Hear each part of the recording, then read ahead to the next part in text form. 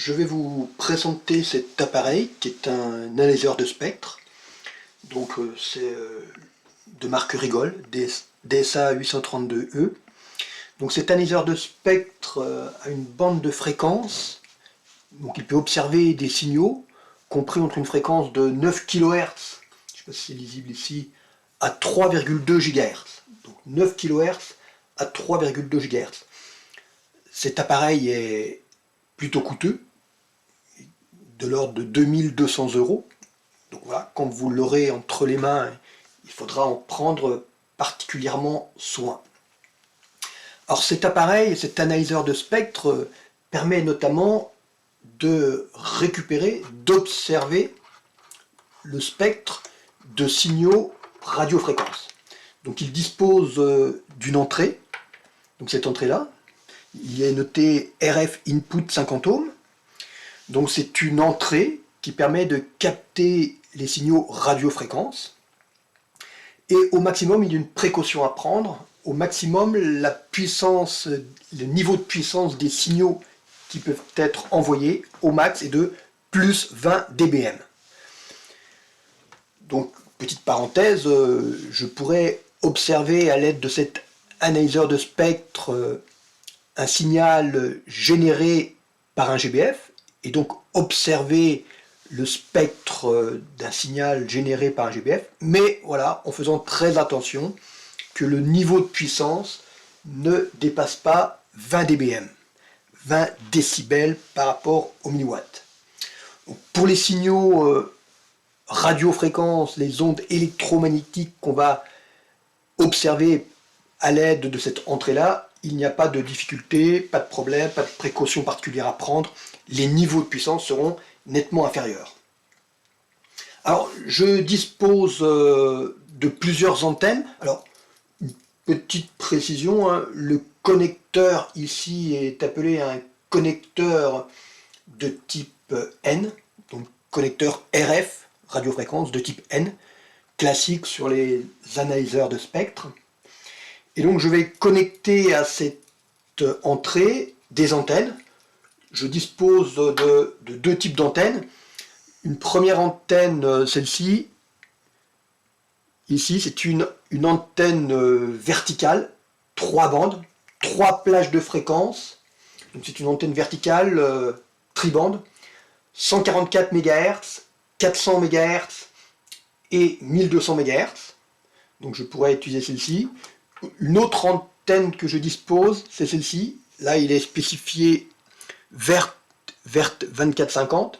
Donc là, c'est une antenne bibande, 2 plages de fréquence. Les plages de fréquence 2,4 GHz et 5 GHz.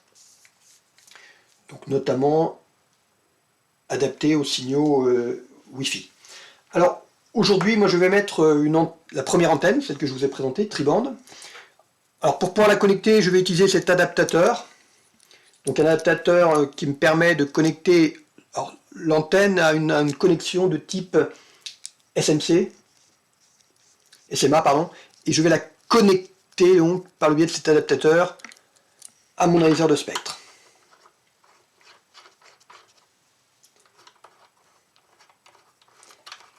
Voilà. Alors pour pouvoir aller observer des choses, eh bien, j'utilise un générateur radiofréquence. Notamment, on dispose dans l'établissement ce qu'on appelle un NI-USRP. Alors, je vais vous montrer ce petit module-là. NI-USRP, c'est celui-ci. Donc voilà, c'est un générateur, c'est ce qu'on appelle une radio logicielle. Donc, par l'intermédiaire d'un logiciel, donc là, il est relié à un ordinateur portable, il peut générer des signaux radiofréquences de différents types. Aujourd'hui, là, je l'ai configuré pour qu'il puisse émettre un signal haute fréquence. J'ai paramétré un signal de 150 MHz et il émet un signal quasiment sinusoïdal. Je pourrais générer des signaux modulés en numérique, des signaux ASK, PSK, FSK, c'est ce qu'on va pouvoir faire avec ce module NI USRP. Donc NI USRP 2901. Donc pareil, hein, il dispose d'une antenne pour pouvoir émettre le signal. Et donc là, je l'ai branché sur l'entrée TX1, donc transmetteur, donc il émet un signal. Aujourd'hui, donc, je vais me focaliser sur l'analyseur de spectre. Donc on va voir les réglages essentiels pour prendre en main cet analyseur de spectre.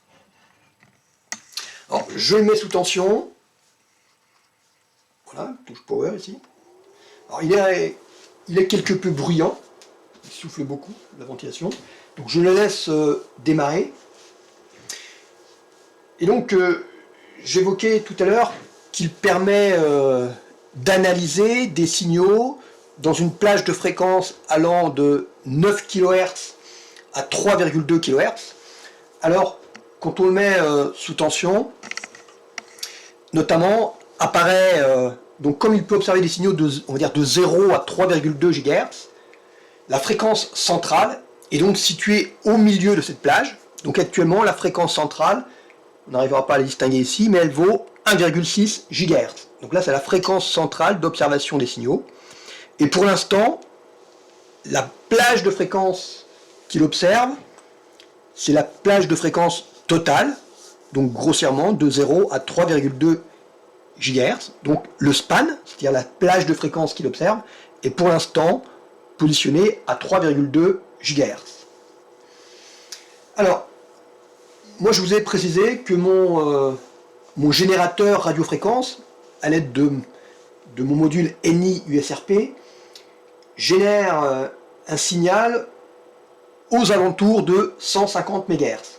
Alors la première démarche que je vais faire, je vais régler la fréquence centrale. Donc pour ce faire, hop, je vais en rapprocher encore un petit peu plus. Je vais appuyer sur la touche FREQ pour faire le réglage de fréquence. Et donc le premier paramètre que je vais régler, c'est Center Fréquence. Cette valeur de fréquence centrale, je vais donc la mettre à 150 MHz. Alors je tape au clavier 150. Cette valeur apparaît à l'écran et je précise bien l'unité, c'est des MHz. Donc la flèche en face, là, MHz. Donc pour l'instant, j'ai généré une fréquence centrale de 150 MHz. Pour l'instant, la plage de fréquence qui est montrée à l'écran est réglée maintenant à 300 MHz. Donc je vais réduire cette plage de fréquence. Donc cette plage de fréquence, c'est le span. Je vais observer une plage de fréquence beaucoup plus étroite, par exemple de l'ordre de 10 MHz. J'ai tapé 10 au clavier et je valide MHz. Donc ici, le signal qui est émis par le générateur, c'est un signal donc, qui émet à 150 MHz, donc je commence à voir apparaître son spectre, mais c'est un signal finalement qui émet un signal sinusoïdal. Donc le spectre, il est assez réduit. Alors du coup, je peux, pour observer ce spectre plus précisément, je vais faire un réglage de finesse de l'observation de mon spectre. Alors, pour faire le réglage de finesse, c'est ce qu'on appelle la largeur du filtre d'analyse, le paramètre RBW, donc ici c'est la touche BW.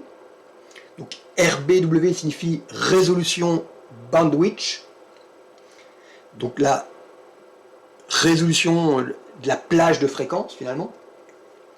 Donc c'est un paramètre très important, et donc plus la résolution est petite, à une faible valeur de fréquence, je suis d'autant plus précis.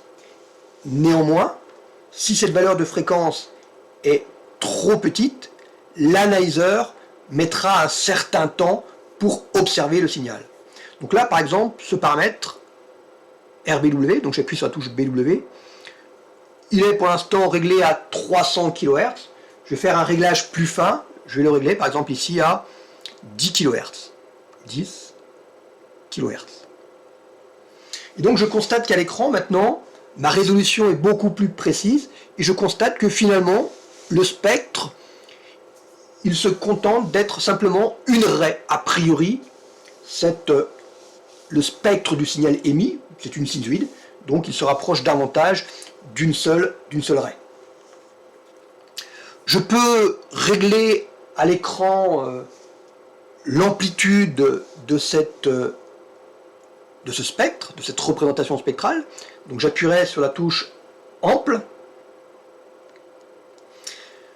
Donc nous avons deux échelles différentes. Je vais faire une petite mise au point sur mon écran. Nous avons deux échelles différentes. Ici, par défaut, il est dans l'échelle logarithmique, log. Donc les valeurs qui sont affichées verticalement, c'est des valeurs en dBm. Ou alors je peux passer à une échelle linéaire.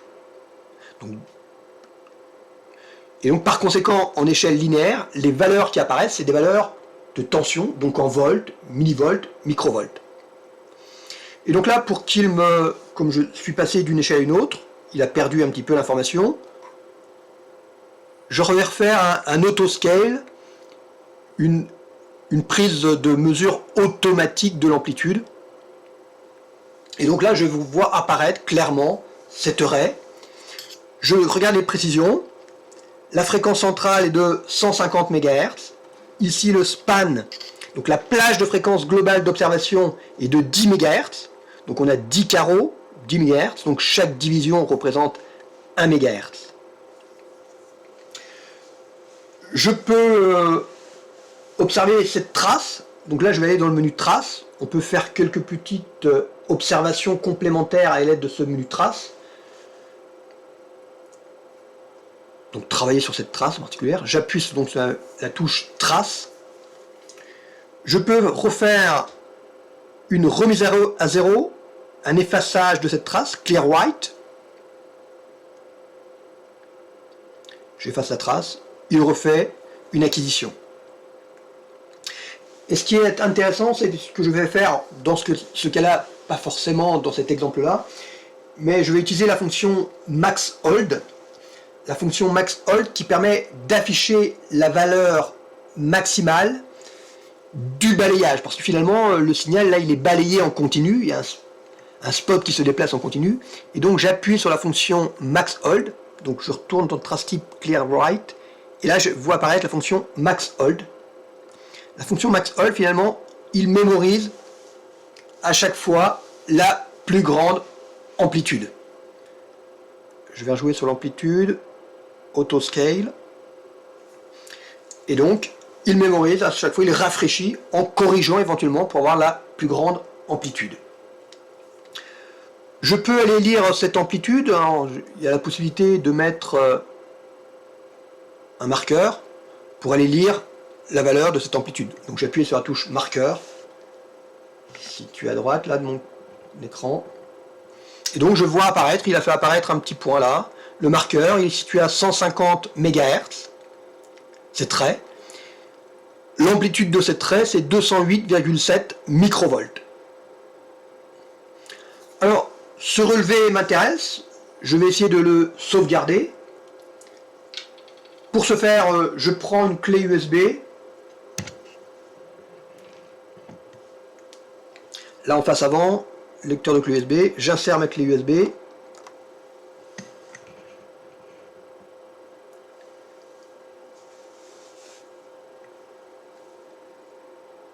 Alors, j'ai pas fait attention, il m'a peut-être indiqué qu'il avait lu la clé USB.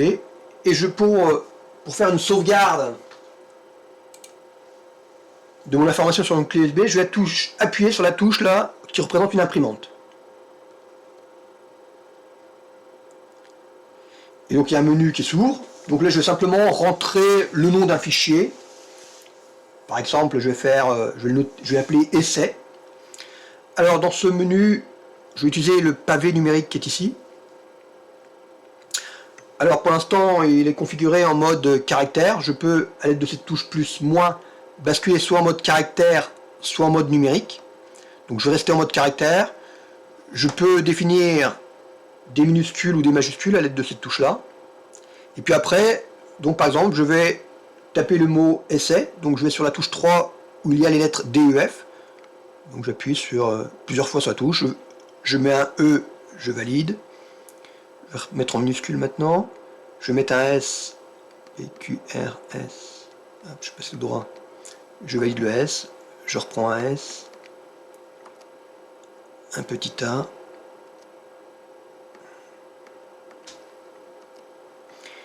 Je vais taper le nom de mon fichier et j'appuie, je valide en faisant OK. Il enregistre, il me dit d'attendre quelques secondes et j'obtiens mon fichier sur ma clé USB, une image de cet écran en format JPEG. Un petit peu long sur ma clé. Voilà pour la présentation de cet analyseur de spectre. Là, je ne sais pas pourquoi il est aussi long sur ma clé. Voilà pour les fonctions essentielles à pouvoir mettre en œuvre.